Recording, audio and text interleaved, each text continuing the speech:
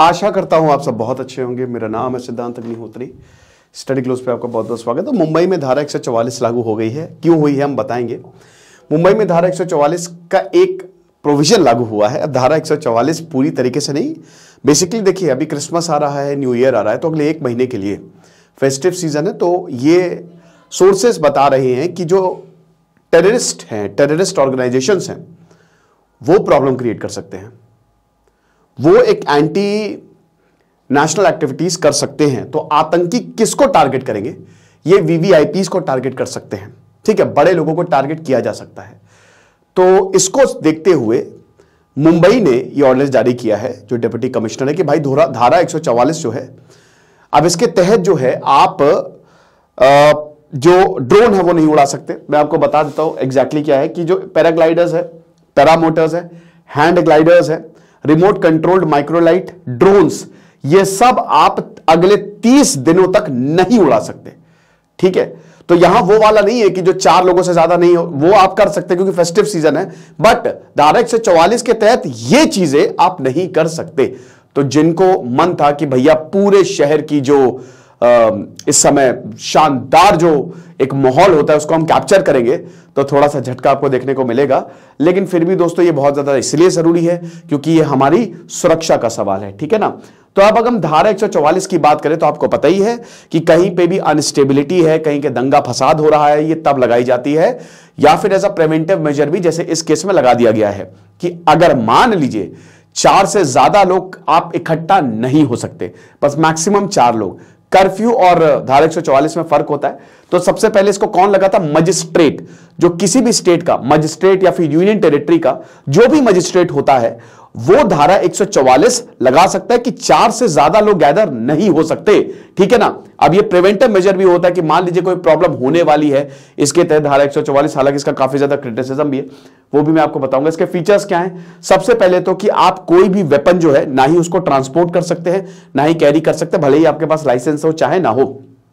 अगर मान लीजिए कि आपने धारा 144 का उल्लंघन किया तो आपको 3 साल तक की सजा हो सकती है। कोई भी मूवमेंट, मतलब जो पब्लिक मूवमेंट जो है वो नहीं होता है, और सारे एजुकेशनल इंस्टीट्यूशंस बंद रहते हैं। ठीक है, क्योंकि भाई भीड़ जो है वो जमा नहीं हो सकती। साथ ही साथ पब्लिक मीटिंग आप नहीं होल्ड कर सकते हैं। 4 से ज्यादा लोग तो मिल नहीं सकते, तो पब्लिक मीटिंग आप नहीं होल्ड कर सकते हैं।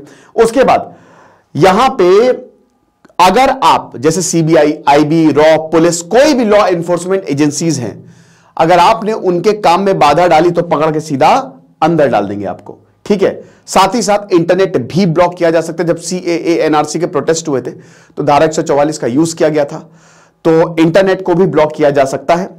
उसके बाद फिर पीस और ऑर्डर को मेंटेन करने के लिए चीजें जो है वो लगाई जाती है। ड्यूरेशन कितनी है भाई? देखो कब तक ये लगाई जा सकती है।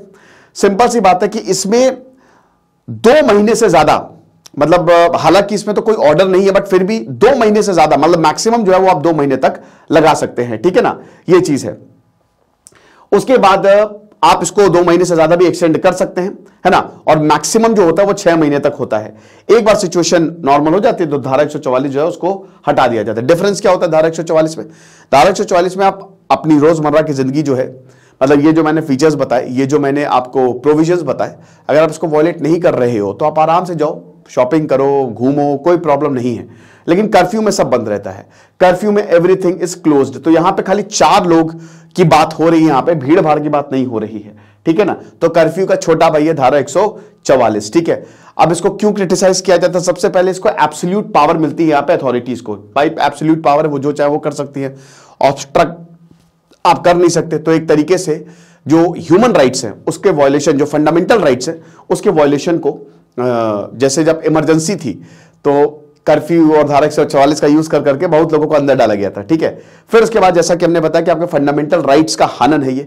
आपको पता है ना कि हाई कोर्ट और सुप्रीम कोर्ट दोनों में ही 226 हाई कोर्ट और 32 सुप्रीम कोर्ट, तो दोनों जगह ही आप रिट्स जो है वो जो दायर मतलब की जा सकती है। अगर आपको जबरदस्ती गिरफ्तार किया गया तो हेबिस कॉर्पस, ये रिट्स कहते हैं ना कि heart and soul of the constitution, ऐसे ही नहीं बोल दिया आर्टिकल 32 को। अगर हम बात करते हैं यहां पे BR अम्बेडकर ने इसीलिए बोला था कि अगर आपके फंडामेंटल राइट्स का हनन हो रहा है तो रिट्स मतलब ऑर्डर, तो आप वो जो है उसको दायर कर सकते हो और बढ़िया तरीके से अपनी मतलब जो भी प्रॉब्लम उसको हटा सकते हो।